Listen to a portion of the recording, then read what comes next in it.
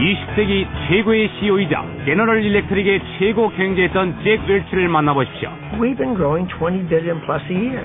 That's bigger than Coke. 웰치 회장은 엄청난 숫자를 대수롭지 않게 말하는군요. Business is a game. It's not some serious, pompous ass thing. 자신만의 게임에서 최고의 자리를 차지한 잭 웰치 회장과 만나보십시오.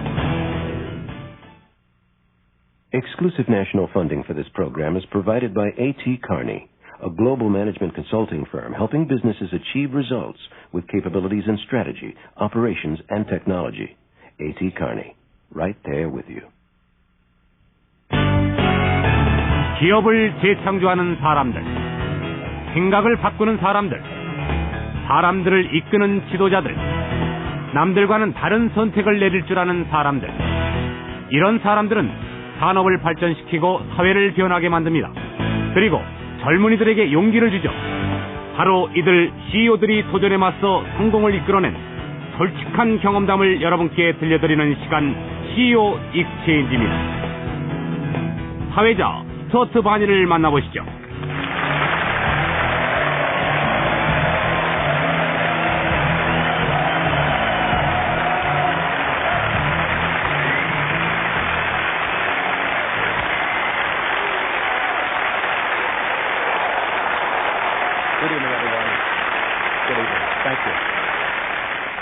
Good evening, everyone. Thank you, and welcome to CEO Exchange. I'm Stuart Varney. This is the second time that CEO Exchange has come to the University of Michigan Business School, and it's truly great to be here. My guest tonight is the most respected chief executive of the 20th century, Jack Welch, former chairman of General Electric and former CEO of GE. Jack Welch has been called both one of the toughest bosses in America and one of the most supportive as well. He climbed to the top of the complex corporate structure, and he got there by breaking just about every rule there is to break. From the day he took the reins, and that, by the way, was April Fool's Day in 1981, Mr. Welch went to work, fixing a company no one knew was broken. Back then, GE's net income was up 9% on revenues of nearly $2 billion. So what was wrong with that? According to Welch, just about everything was wrong with that. In 1981, GE did 1/5 of the business that it does today. And then it did it with 30% more people back then. I know you future MBAs like numbers, so here are a few more of them for you. Then, market value was $12 billion. It is $399 billion today. And lest we forget, $1 billion is $1,000 million.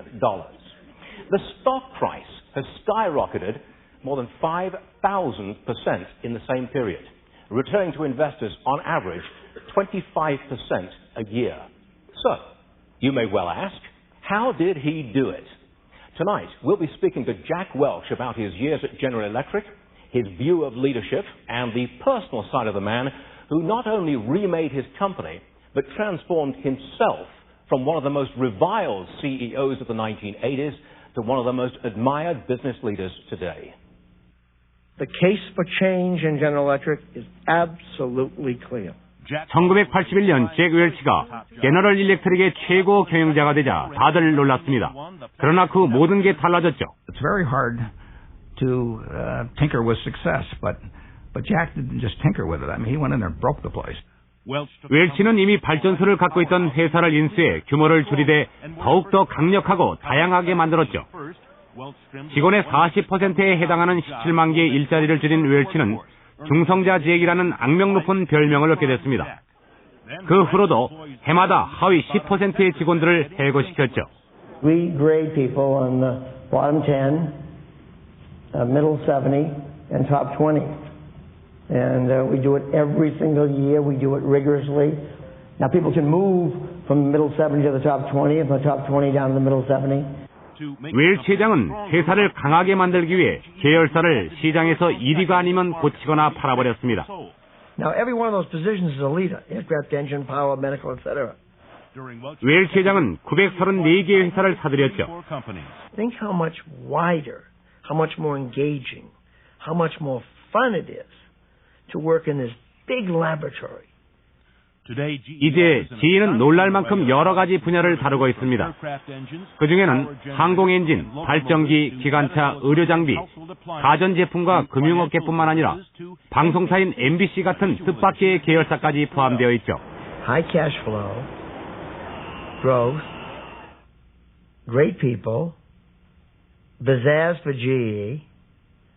Why would you not be in it? Well, we would have liked to have bought NBC in that period, but we didn't want to buy the whole. The whole was RCA, but he was bigger and he was able to absorb the whole thing and had a better vision than I did. 웰치 회장은 4가지 계획을 세웠습니다. 그중 하나는 품질 향상을 위한 6단계 시그마죠. That defines our job. Finding a better way every day. Sounds like a slogan, but it's the way we work. 이제 수입의 40%는 대기화를 통해 외국에서 벌어들이는 겁니다. 현재 GE의 총수익 중 70%는 금융과 보험 부문이죠. We've been growing 20 billion plus a year. That's bigger than Coke. We've been adding one of those a year for the last 4 years. 최근에는 디지털화로 인터넷에 진출했고 잭 웰치는 이잭이라는 새로운 별명을 갖게 됐습니다. I'd like to get some fresh thinking from you. 웰치 회장은 크로턴빌 리더십 센터에서 미래의 지도자들을 훈련시켰고 그곳에서는 어떤 직원들이라도 새로운 아이디어를 거침없이 내놓을 수 있죠. Jack has really developed 400 hitters, and that's a talent I don't have. 제너럴 일렉트릭에서는 직원들에게 관료주의를 없애고 현실에 부딪히며 꿈을 키워가도록 격려합니다. 제너럴 일렉트릭은 가장 이상적인 회사가 됐고 웰치 역시 CEO의 모범이 되었죠. 그 비결이 뭘까요? Great leadership skills, down to earth, feisty, lots of energy, a lot of edge, a lot of humility, yet a lot of pride.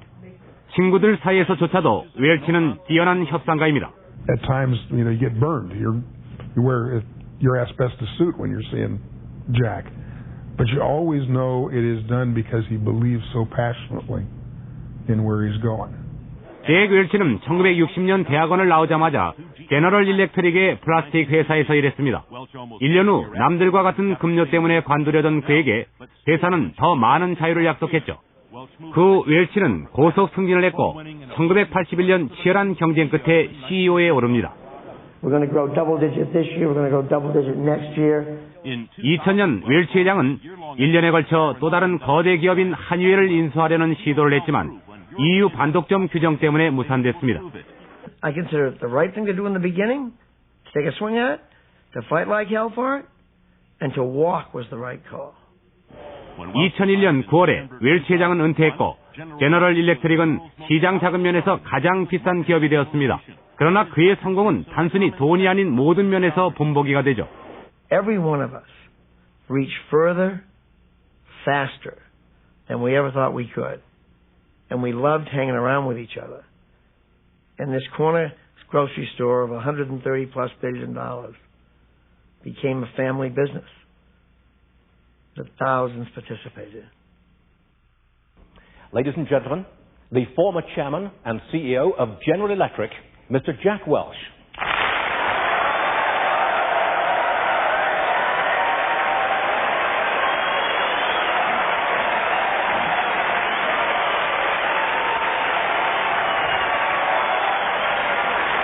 Don't be exhausted.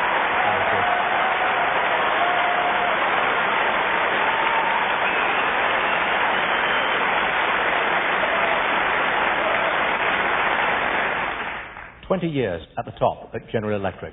Let's talk about those years. GE has in fact been around for well over 100 years. You've been through 2 world wars, several recessions, 1 depression, crises of every kind, and you still come out on top.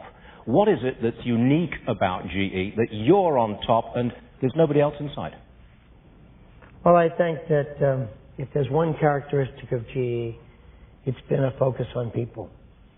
And more on people than on a specific business. And I think if you really realize that your core competency is developing human spirit and getting the best of people, you can survive most anything. You started out at GE in 1981. 20 years since then. There was a recession in 81. There was a recession in 91. Some would say we're entering certainly a slowdown period or a recession right now. That's what, 3 or 4 years out of 20 years when we've had a contracting economy. The rest of the time, it was a growth economy, and some of the best years of growth we've ever seen in our lifetimes.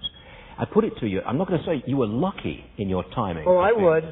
Well, let me put it nicely and say you were fortunate in your timing at being at the top. There's no question. There's no question at all. If you think you're going to get an argument with me over that. No, but I think you got to look at who were our competitors in those days. How many here have heard of Westinghouse? When I first became chairman, one of the requirements of the chairman at every board meeting was to show the quarterly results of GE compared to Westinghouse. So I rest my case. When you took over, you were known as a rebel. You were known as someone who had an anti-established theory mentality. You hated bureaucracy. I hope I still do. And everybody knew it. Did Reginald Jones pick you as his successor because he knew you were going to change things and he knew things had to be changed? I'd give him credit for that. So you came into this and everybody knew you were going to change things around, standing on its head. Well, I think he knew I was going to change things. I'm not sure he knew how much. Did he approve? Yes, to the day. Did you start the changes immediately? First week on the job, first month, first year? Pretty quickly, Stuart. Pretty quickly. And, look, change is awful. When the Wall Street Journal went from 2 sections to 3, most of us had trauma. Change is a very difficult thing. It has very little constituency. Change is something that people do not relish easily. And yet change is at the heart of what makes business vital. And so getting an organization to absolutely relish it, to want it, to see it as an opportunity, see it to jump on things. I was watching a television show this morning, CNBC, I might add. Of course. And a man was on from the Vail ski resorts. And in this terrible time and period that we're all suffering through, he talked about some moves his company was making. This morning, he just bought some rock resort properties. He bought several hotels at prices he never dreamt he could buy them at. Because the world thinks no one's going to travel again. That person made a bet. Somebody else who sold them made a bet that people won't travel again. He made a bet people will travel again. We'll have to see how it all develops. No one knows for sure. But change made that opportunity possible. You've clearly got a responsibility to your shareholders. You've clearly got a responsibility to your customers. You have a responsibility to make a profit, to gain market share, to be a robust, dynamic, growing business. Do you have social responsibility? Is Jack Welch's heart in making GE a socially responsible organization? That's a motherhood question, first of all. Now let's go at what social responsibility really means, because it means different things to different people. I'll tell you what it means to me. Social responsibility means win. Become a winning company. Only a winning, socially responsible company, a winning company, highly profitable, can be socially responsible. Because its people aren't worried about their jobs. They're excited. They're energized. They give back. Why? Because they have time. They can focus. They can give back. If you're in a company where you're hanging on for your last nail and you're not sure about your job in the morning, you don't give back. When people are doing well, when people are winning, they give back. They have time to give. They have money to give. Bleeding hearts are not socially responsible. They don't have anything. So having a winning company is what your job is.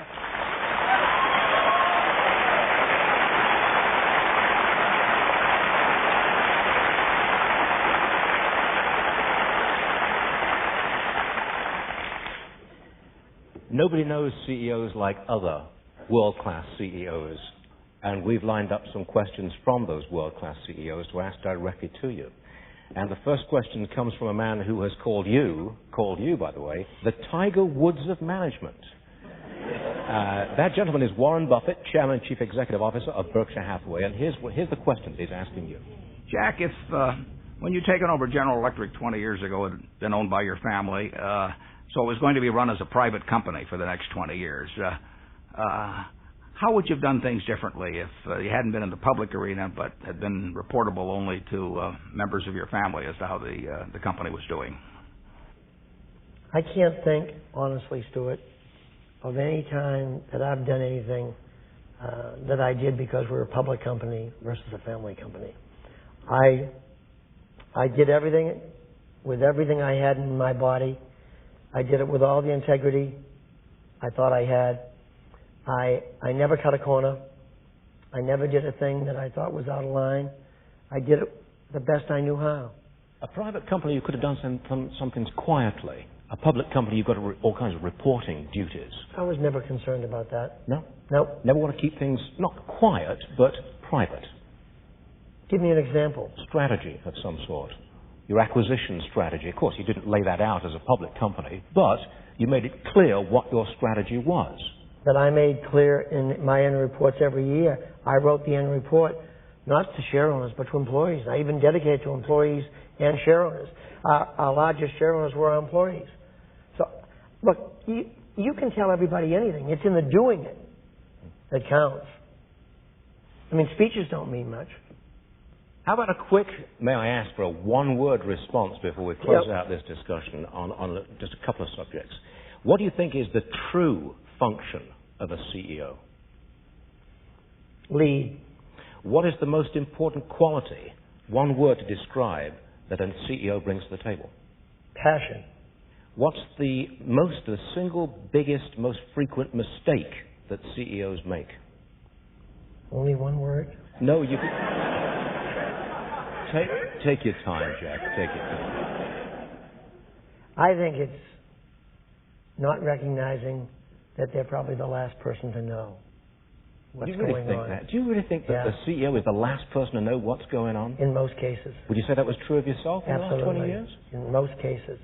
And one of the things that's absolutely critical, and we'll talk about it either now or later, is the CEO better appoint, if a CEO wants to drive a company in a direction and announces an initiative or anything like that, who he or she appoints to the job will tell everything about how serious they are about the effort. Because everyone in the organization can evaluate everyone in the organization. They know who the winners are and who they're not.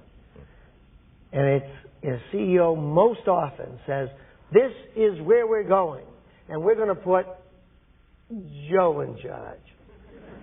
And Joe's got about 3 months to go to retirement, or Joe's been almost canned twice. And that, all of a sudden, kills the whole initiative.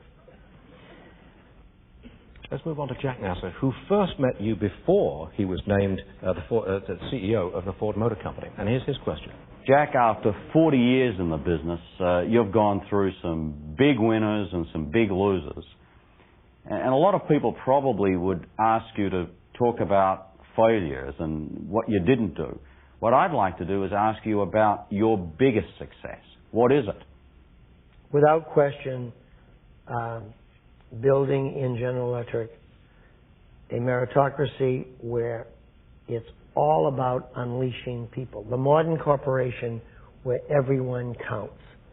Where people come to work every day knowing we care about their idea regardless of the stripes. Where people are evaluated in a candid way, right between the eyes, where they stand. No phony appraisals. Because the cruelest thing you can do in life is that game where you appraise people over the course of their career. And then they get to be 55 and somebody calls them in and says, so long, we don't need you anymore. You're not very good.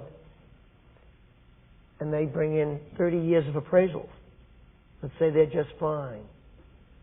So don't any of you think you're being kind managers, that you're being good people because you give nice appraisals. That's the cruelest thing you can do to a human being, is not let them know where they stand, what they need to do to improve, and if they can't improve, ask them to move on as early as possible. If business schools talk more about appraisals and how to do it, and had courses on that, we'd be a lot better off. If human management became the major, rather than quantitative calculations of strategy and this other nonsense became the issue, we'd be a hell of a lot better off. Because your job is to build the best team. The reason why Michigan beats Illinois, damn it, every year, is they field a better team.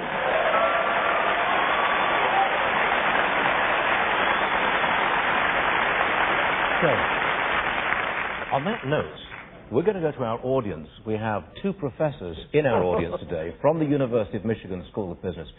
Noah Tichy is director of the Global Leadership Program, and also he ran GE's Crotonville Leadership Center for 3 years. Professor, your question, please. Hi, Jack. I know. I had the opportunity in the last 2 weeks to interview the 3 contenders for your job. Jim McNerney at 3M, Bob Nardelli at Home Depot, and last Friday, Jeff Immelt. And I asked them candidly about the succession process. And 2 of them gave you F's on the decision. 1 gave you an A. But in a world where a lot of blue chip companies have failed at having a successor, IBM had to go outside, Merck had to go outside, 3M, Home Depot, HP, you succeeded. What lessons are there for other CEOs and aspiring leaders for how to develop that leadership pipeline for succession? Well, I think, as you know, Noel, you were part of starting it with us. You live it. I mean, we saw our job. One of the things that helps us in GE versus a single product company is you couldn't possibly know how to do a Seinfeld show, build a jet engine, do a CAT scanner, and build something else. So we don't have a problem knowing less about a particular business. Our skill has to be, can we pick the right people? So every day in GE, they say, is an appraisal. We appraise people in the hallway. We appraise them. Every day we're testing people in new environments. And so it becomes an obsession. People are obsession. I think my batting average has gone from, in the early days, 30 to 40% to something like 75 to 80% I'd give myself today. Still the hardest job in the world to be right all the time, and you're surprised all the time. I think, though, we started this process 6 years before, and we worked hard on it, and it was the most important decision of my life and the board's life in GE, and we took it that way, and we had some great candidates. Thank you, Noel. Now we have a question from Robert Quinn. Robert Quinn is the M.E. Tracy Professor of Organizational Behavior and Human Resource Management. Bob. Thank you. We could have an audience full of executives here listening to Jack Welch explain success and talk about those things like cutting the bottom 10% and all those tough policies at GE. And that could be a recipe for disaster. That is, if that's all they hear, and they don't have that commitment, that passion, that caring, that support, they'll go off, do those policies, and be a disaster. I do believe that one of the mistakes made in this 20-70-10 thing you talked about, Professor, most companies, in downsizing, for example, in the times we're in now, will spend so much time, the HR people and the CEO, on worrying about the 10% that go. The most important thing for leadership in a time like this is to be fair to those people, to be sure it's not a surprise to them because they've had candidate appraisals, but more importantly, go hug the top people in the company. Go tell them you need them for the next game.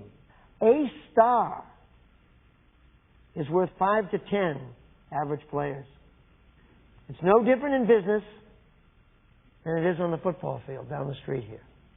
It's no different. And you've got to be sure that you take care of your stars all the time, in good times and in difficult times. Professor Quinn was really all about leadership, and that's what we want to talk about it more. At Crotonville, that's your executive training center, right. And people there that I've talked to say that you come on often like a professor, that you would have made a very good professor at a good school. All right? Can you give me a 30-second lesson in leadership? I think that, first I'll talk about the qualities. I see in leadership 4 E's wrapped in a P. Energy. I look for energy in people. In a world that's moving as fast as this, you've got to have incredible energy.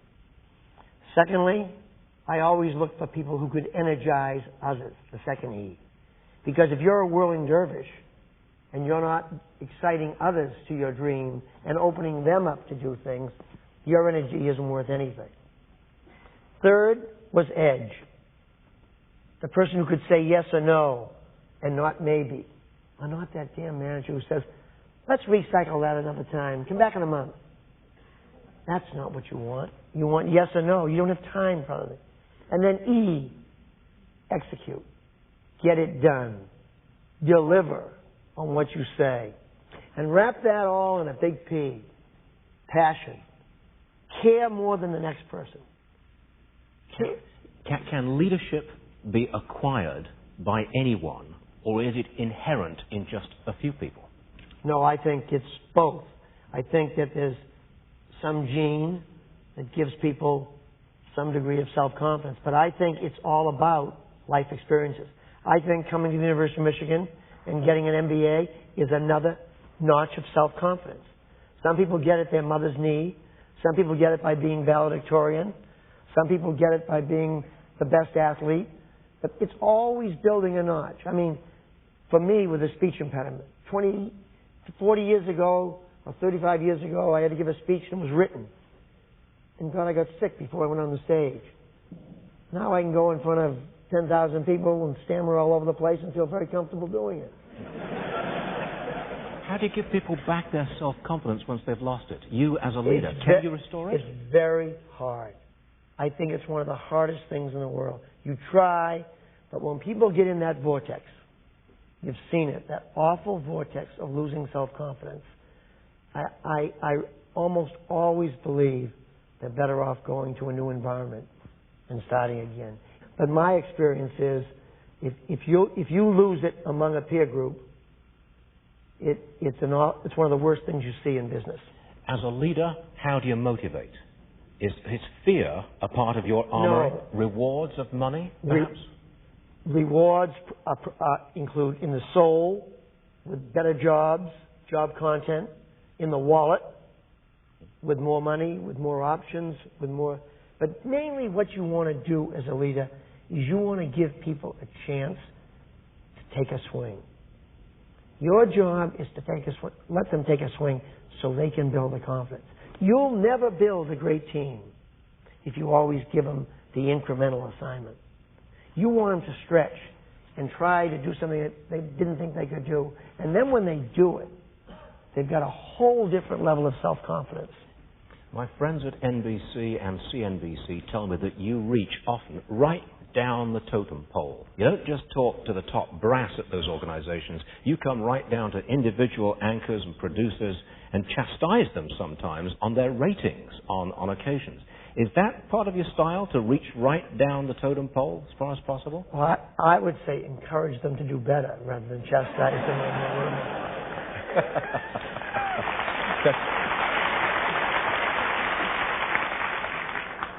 Let's move on to another CEO question. Boeing, as you obviously know, is the world's #1 aerospace company. It's a very big customer for GE jet engines and its division there. This next question comes from Boeing's Chairman and Chief Executive, Phil Condit. And here's I the will question. be very careful with this answer. Jack, we built the Boeing Leadership Center with a lot of Crotonville mixed into it.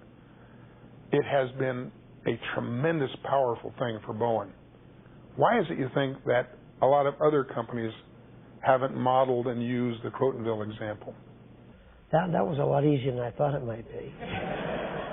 You know, I don't know why. I think going forward, I think if you're going to have change in a company, the only way to have change is to have an educational center. The only way to do it is to relentlessly communicate the need for change, the rationale for change. And you have to do it over, through, and around the organization. One of the things that happens in many companies as people start to change, there are resistors to change. And the resistors will take any message and spin it just a little bit. So that what you say and what you mean will be told just a little differently to the next layer, and then the next layer. I found, and Noel Tishy, who spoke earlier, was at Crotonville in the early days, found so often that the message, you'd go to Crotonville and have people be nodding and understanding it all.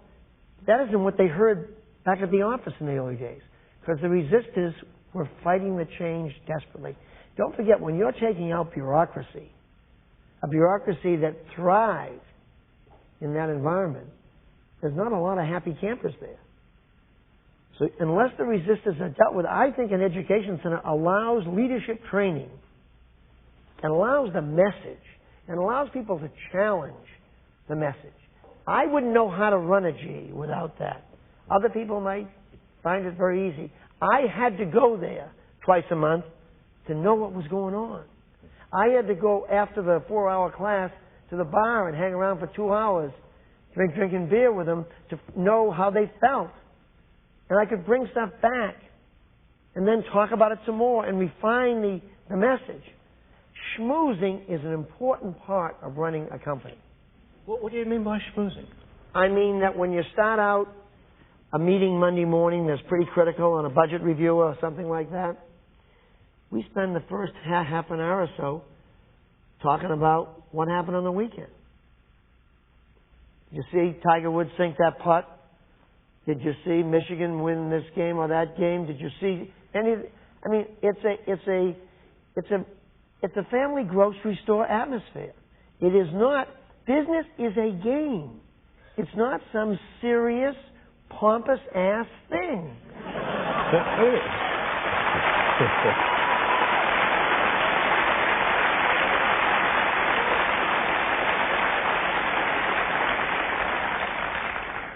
You've done a great job in projecting your personality and letting us know what kind of a person Jack Welch is. And we want to do a bit more of that.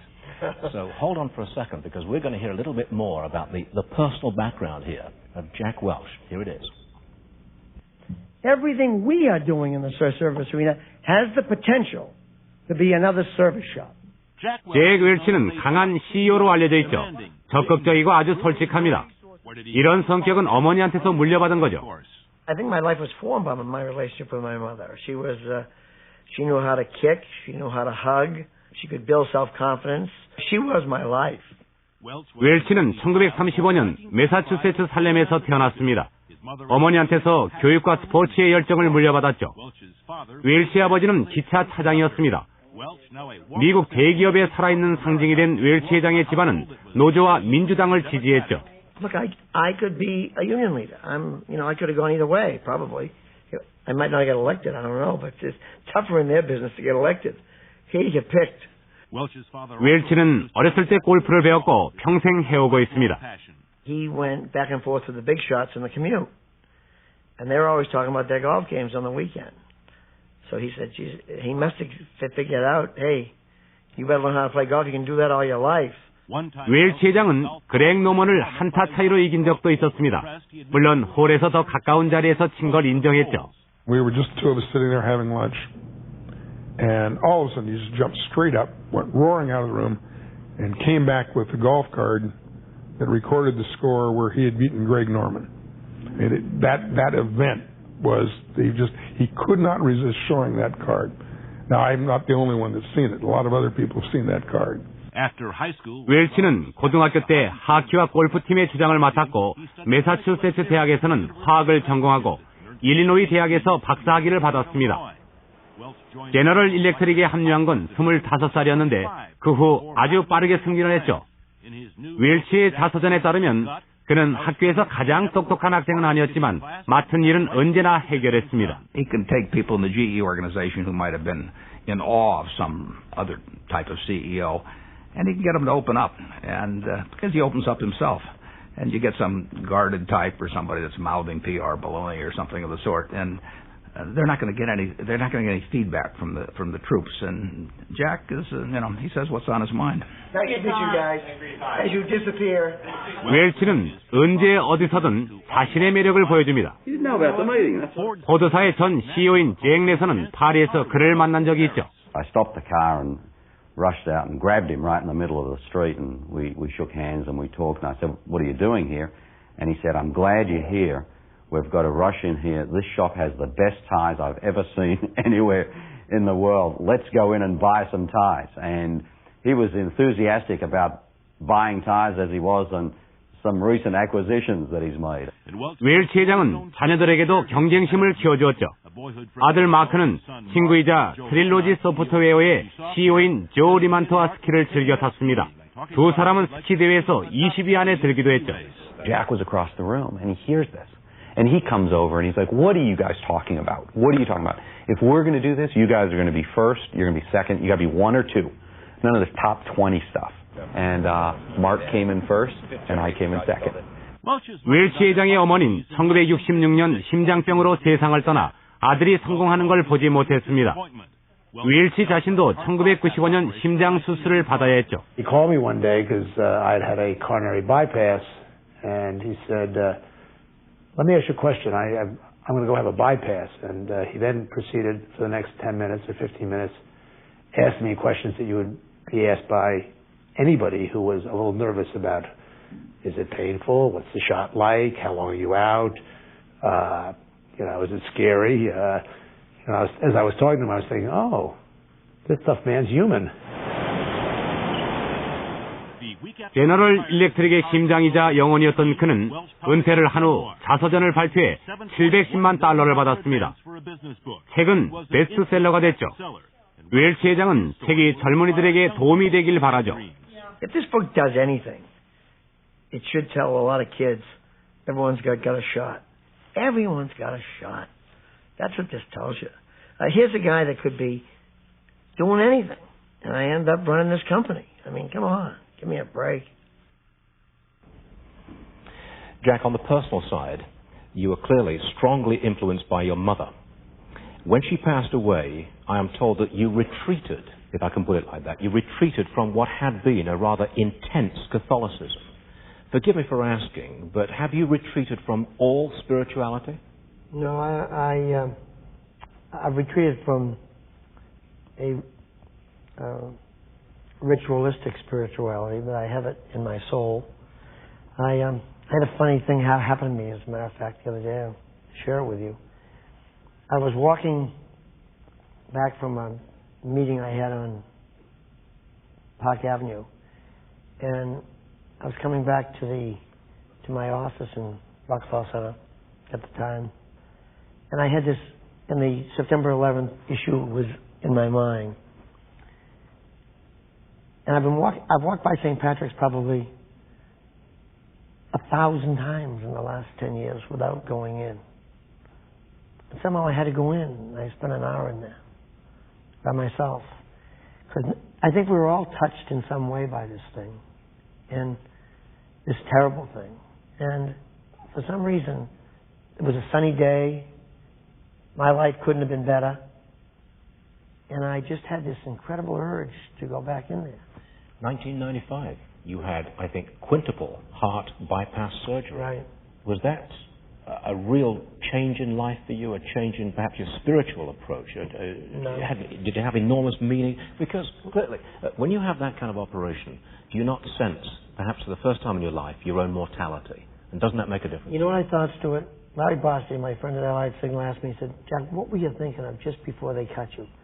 I said, "Damn it, I didn't spend enough money." No, wait a minute. Hold on.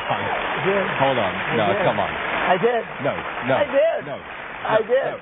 Jack, sir, that is a very good line, But come on, as you're about to go for quintuple heart bypass surgery, up there, and she will defend that line. Your mortality never crossed your mind. It never crossed your mind that this is a major event. Your life is threatened. It happened so fast that I honestly didn't think that. I literally, we all are products of our background.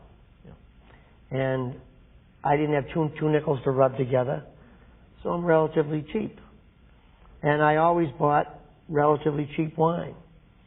And I always looked at the wine price in the restaurant.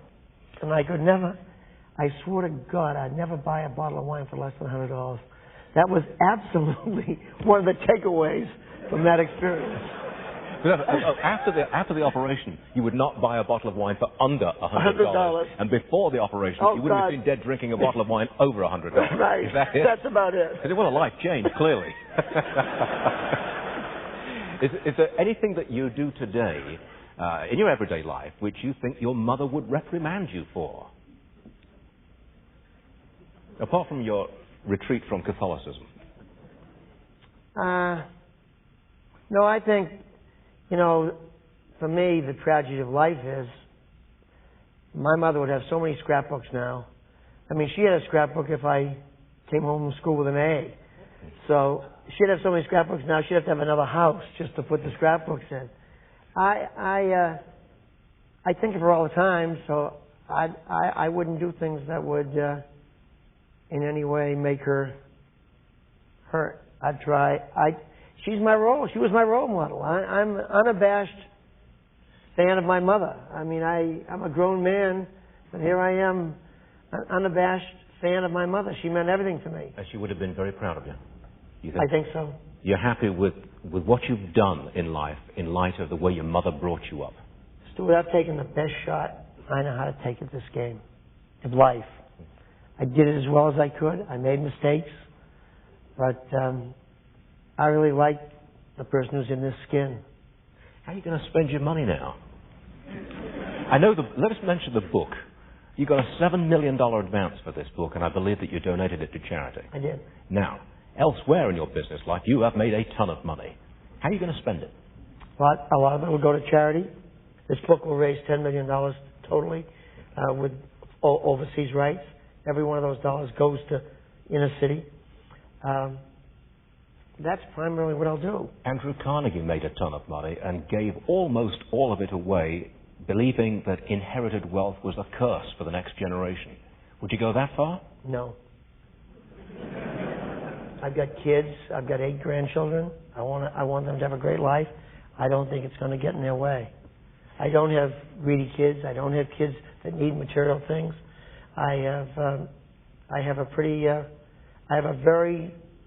I'm very proud of my family.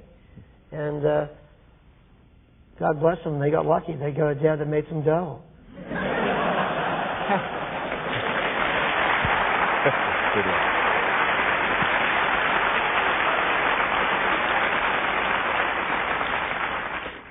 Let's move to our last question from as Chief Executive. This one comes from Mr. Michael Eisner, Chairman and CEO of the Walt Disney Company. Now, I know, Jack, your answer to the question is going to be you want to encourage young, vital, new executives in General Electric. But in that you are the strongest, smartest CEO in America, why didn't you convince your board, as many states have now made retirement age later than 65, convince your board to move retirement from 65 to 70 or 75? Now, I'm 10 or 15 years away from that, so this is not a personal question. Just curious why you didn't lie down on the floor and say, hey, wait a second, I'm not ready to go. Well, obviously, that was an alternative. And it was one that entered my mind for about a nanosecond. The facts are, you have to repart the plan. The facts are, an organization, people join GE expecting to move. My movement out created all kinds of opportunity for great people to do great things. And time for a fresh look. Look, after 20 years, probably after 15 or so, you start walking by things that somebody else will see in a different light. So what you need is a refresher. The nice thing is, the company's in good shape. My successor is comfortable with himself. He will, in fact, make changes as he should. And the company will be better off because we got a whole new set of eyes in a whole series of positions that revitalizes. Companies got to be revitalized. That's why schools change deans and do other things. The whole thing is to revitalize the process. Maybe we should move on to your plans for what you're going to do after GE. Would you take a government job? No. Would you stand for elective office? Absolutely no. Why? Why so emphatic? I want no part of it. I don't like the need for constant compromise. It doesn't fit my personality. Do you plan to run another company? Would you start up a company? Would you take another role in business? Well, I'm going to. I'm going to consult for several companies. You're going to be happy doing that? I'm going to be thrilled doing it because I'm going to be doing some writing. I'm going to be doing that. I'm going to try and compete for jobs with you, maybe.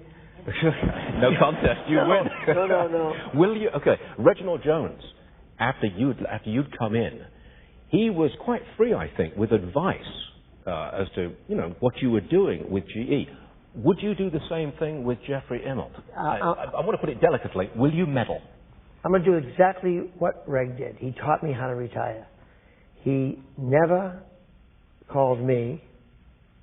I called him. I don't intend to tell Jeff to do anything. I don't intend to meddle in any way, shape, or form. I'm gone. That's yesterday's thing. We turn the page on that part of life. We get on to another one. I root for him. I cheer for him. My stock is with him. But I will not meddle. I had a predecessor who really taught me how to turn the page and get on with life. Well, Jack, shortly I'm going to be turning to the members of our audience, our future MBAs, for their questions to Jack Welch. But first, let's look at the University of Michigan Business School. 지난 77년 동안 미시건 경영대학원은 미국을 이끄는 미래의 경영 지도자들을 배출했습니다. 이곳에는 900명의 학생들이 공부를 하고 있고 그중 4분의 1은 유학생들이죠. 1988년 이래 미시건 경영대학원은 비즈니스 위크지가 뽑은 미국 10대 경영대학원 중 하나였습니다. 현재 6위를 차지하고 있습니다. Okay. Well, Jack, this is where we start the truly tough part of tonight's program because we're now going to ask our audience of future MBAs for their questions. Please step up to the microphone and give us your name and the question. Young lady, first off, go ahead. Hi, I'm Gary McWitty. I'm a business student here. My question is, in your book as well as this evening, you've talked about the 4 E's wrapped in a P. And how do you teach leaders the difference between creating an edge and creating fear in an organization? I think that's a great question. I think the question is a value system. There are 4 types of managers. Talk about it all the time. One who has the values and makes the numbers. Love them, hug them, take them onward and upward. Second one doesn't have the values, doesn't make the numbers, get them out of there. That's easy too. The third one has the values, doesn't make the numbers, give them a second and third chance. The fourth one's the one you're talking about. The tough one. The horse's neck that makes the numbers on the backs of people. The go-to person in an organization. And an organization that doesn't root them out can't talk about values, can't talk about the human equation. And in our company, the turning point came when we took out people who were delivering great numbers and asked them to move on to other things because they were doing it by creating the atmosphere you just described. Sir, your question. Good evening, Mr. Welch. My name is Chris McCardle. My question is, over the last 4 decades of your leadership of General Electric, how have you and your family, particularly your spouse and your children, had to continue sacrificing to help you become what people have called the CEO of the century? Well, we've lived a very good life. We've had a chance to work hard and play hard. I think there's always a discussion about balance, family, work balance. People have to define it in their own way as to what it means. In our case, It meant work like hell and always take a vacation in the summer and always ski in the winter. That was the way we did it. So we had a chance to do both, but we didn't dabble a little bit in either thing.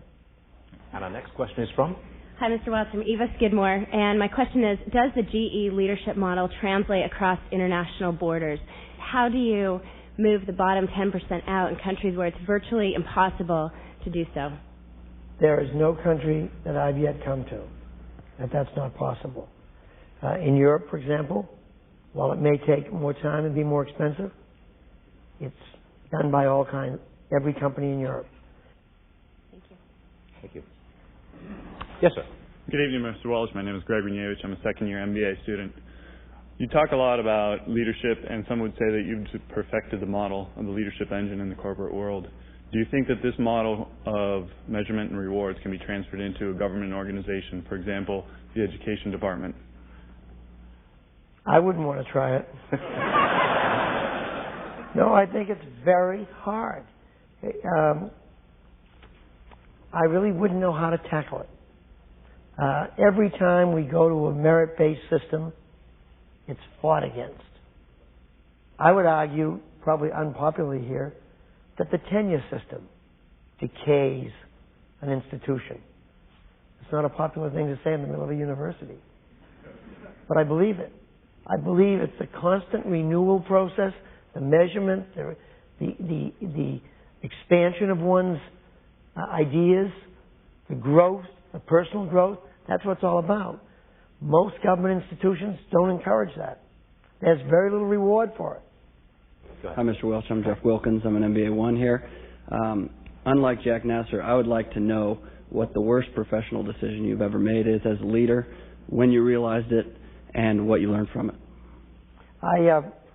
It's so easy. I mean, I bought Kidder Peabody Investment Bank, and I bought it in the midst of a time when I had bought RCA and bought ERCA. I was on a roll. So I bought this company. The culture was totally different. It didn't fit. It's a place where, investment banks are a place where the rowboats can make it to shore while the Titanic sinks. And GE is a place where every measurement's around GE winning as most important. That cultural difference was so great, the gap was so big, that we could never bridge it. And we could never integrate it into the company. It's a big mistake. And my lesson, culture counts a lot.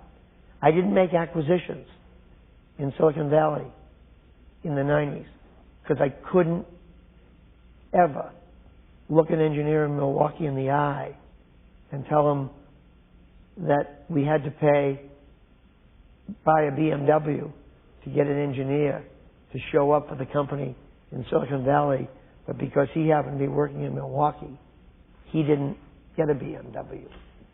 I couldn't bridge that cultural gap between Silicon Valley and our company, and I didn't do that, and I stayed out of that place because of what I learned from Kidder Peabody. Culture counts. Jack, if I may, my last question. What's your legacy of 20 years at GE? What is it? If I had to say what it was, I would say we took an old-style, military-industrial, highly structured enterprise and created an informal atmosphere where everyone had a shot at reaching their dreams. A meritocracy that didn't look at race or gender or country of origin and gave everybody a shot. That did as much as you possibly could to get bureaucracy out. We didn't succeed 100%. My successor will be talking about bureaucracy 20 years from now when he retires. But we came to work every day, open to ideas from anywhere, trying to create the atmosphere of the informal corner grocery store in a large business, a family business that didn't count where you came from or how many stripes you have on your shoulders. It was all about you, your ideas, and your dreams, with the sky being the limit. Jack, thank you very much. Ladies and gentlemen, I'd like to thank our guest, the former chairman and CEO of General Electric, Jack Welch, for joining us. And Jack, I think we now know why your book is called Straight from the Gut. Thank you very much. We hope this conversation has added something to the world's marketplace of ideas, because that's the business of CEO Exchange. I'm Stuart Varney. Thanks, everyone, and good night.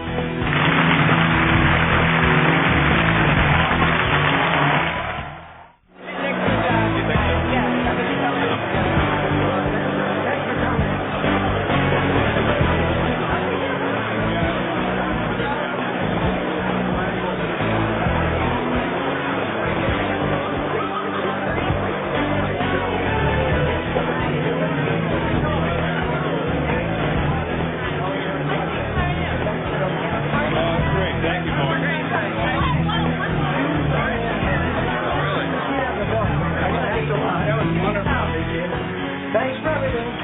Hey, we're just going to go roll right into breakfast. Okay. Thank you. Bye-bye.